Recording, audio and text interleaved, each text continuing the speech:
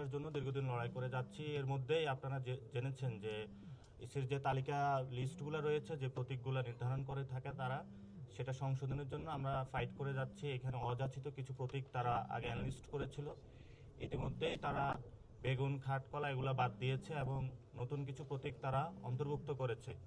সেখানে আমরা একটা প্রতীক দেখতে পেয়েছি, শাপলা কলি নামে একটা প্রতীক রয়েছে। আমরা আজকে আমাদের পছন্দের তালিকায় প্রথমে রেখেছি শাপলা, দ্বিতীয়ত রেখেছি হলো সাদা শাপলা, তৃতীয় রেখেছি হলো শাপলা কলি। অর্থাৎ আমাদের প্রার্থিত প্রতীকের মধ্যে যদি কোনো অন্য দল আবার এটার জন্য আবেদন করে, তাহলে শাপলা কলি নিয়ে একটা সিমিলারিটিস তৈরি হবে। সেই জন্য হলো আমরা এটা আবেদনের মধ্যে আজকে দিয়ে রেখেছি। তবে আমাদের পছন্দের প্রথম জায়গাটা আমরা রেখেছি শাপলা, দ্বিতীয় রেখেছি সাদা শাপলা, তৃতীয় রেখেছি শাপলা কলি।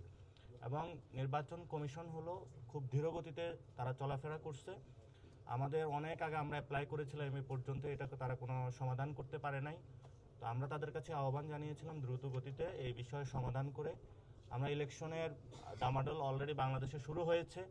আমরা ইলেকশনের ফেজের মধ্যে যেতে চাই এবং ফেব্রুয়ারি ইলেকশনটা যাতে সুন্দরভাবে বাস্তবায়ন হয় আমরা অংশগ্রহণ করতে চাই। সেই জায়গাতে জাতীয় যে স্বার্থ রয়েছে, ওভারঅল রাজনীতির যে পরিস্থিতি রয়েছে দেশবাসীর মধ্যে, আমরা শাপলা কলি নিয়েও কিছু পজিটিভ সাড়া পেয়েছি এবং এটা শাপলায় ছিল, শাপলার চেয়ে আরও এক ধাপ এগিয়ে হলো শাপলা কলিও এসেছে, অর্থাৎ শাপলাও আছে কলিও আছে। তো সেই জায়গাতে নির্বাচন কমিশন আমরা যতটুকু চিন্তা করেছি তারা এক ধাপ একটু বেড়ে চিন্তা করে সেখানে কলি, শাপলা এবং কলি অন্তর্ভুক্তি করেছে।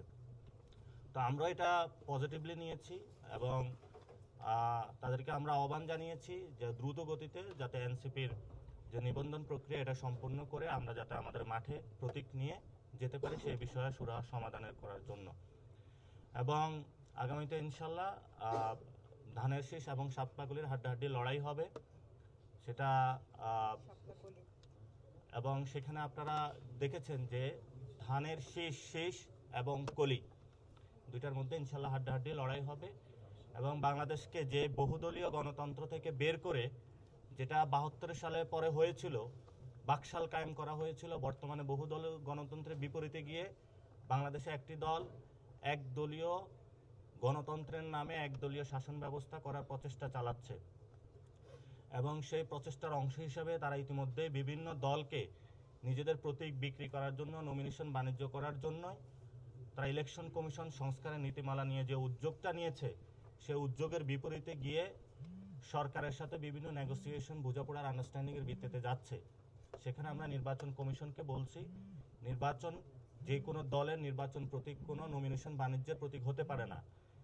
কেউ টাকা পয়সা দিয়ে বিভিন্ন দল নিজেদের পকেটস্থ করার জন্য এই ধরনের বাংলাদেশে